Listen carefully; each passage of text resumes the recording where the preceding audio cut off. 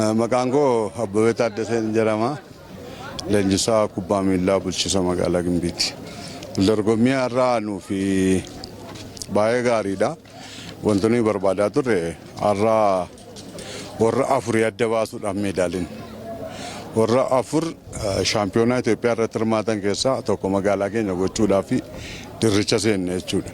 Kanaaf wal dorgommichi irra caalaas yaa'u ulfaatina kubbaadhaa irra caalaa furanneerra xuruu taphanne. Wanti kana jennee ijoollee koo maqaa dha'uun qabu baay'ee taphataniiru. Wallisoonnis kanaan dura achitti numee ture waan ta'eef nuyis isa ijaa ba'uudhaaf gallee taphanneen.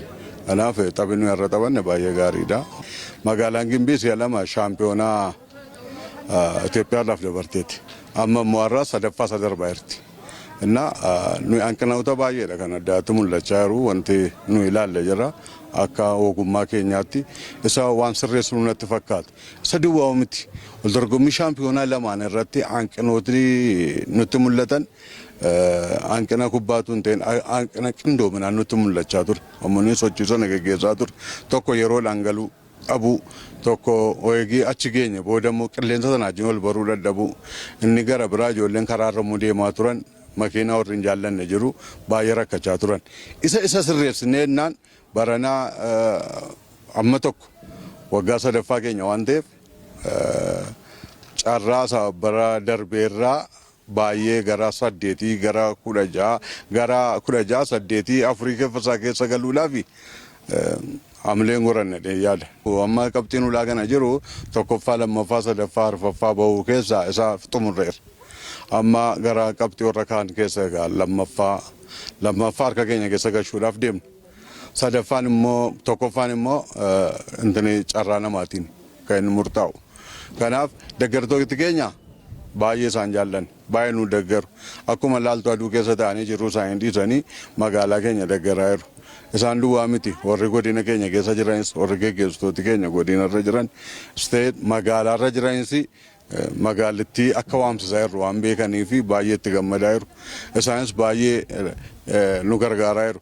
Deeggartoota keenyaan amma dhumaatti naamusa gaariitiin amma dhumaatti Wallagga kan jedhamtu naamusa tokko kan keessatti hin banne kan baay'ee mul'atu taasisuu danda'uu qabna. Yaa'u iccitiin kubbaa miilaa magaalaa keenyaa tokkummaan keenya baay'ee cimaadha. Agartee ta'ee tapha lamaan amma jiran keessatti teekniikii riyaan kubbaa miilaa magaalaa Gimbiidhaan rabbashamu ture.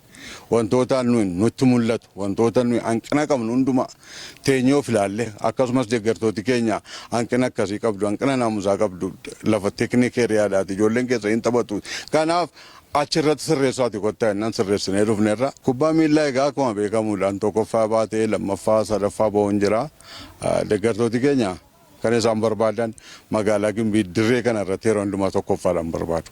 Kanaaf jedhaniiti fedhii isaaniitiin guunnee fi baay'ee hindineedha. Kanaaf isaa dhiifaman gaafadha isaanii. Dhiifama deeggartoota keenya illee gara fuulduraatti garuu